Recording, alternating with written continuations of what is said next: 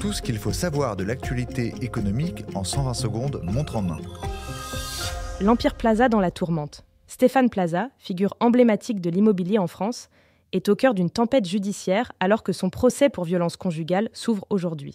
Les franchisés de son réseau d'agences, déjà éprouvés par la crise immobilière, craignent des répercussions à long terme sur leur activité si une condamnation venait à tomber. Les réfractaires au compteur Linky, bientôt obligés de mettre la main à la poche.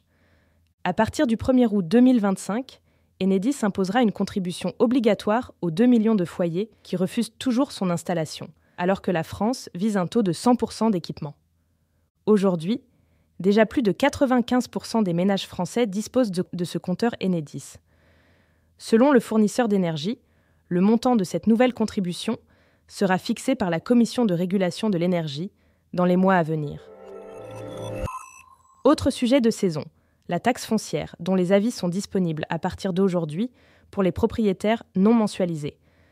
Si tel était votre cas, vous avez jusqu'au 15 octobre pour payer par chèque ou virement, ou jusqu'au 20 octobre pour régler votre dû en ligne.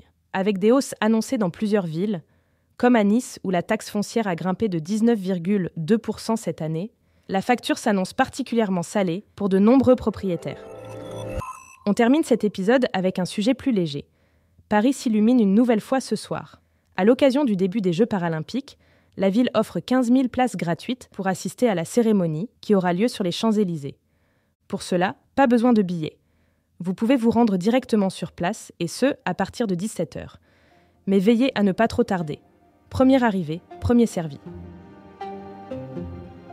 N'hésitez pas à vous abonner sur votre plateforme habituelle pour écouter chaque épisode dès sa sortie.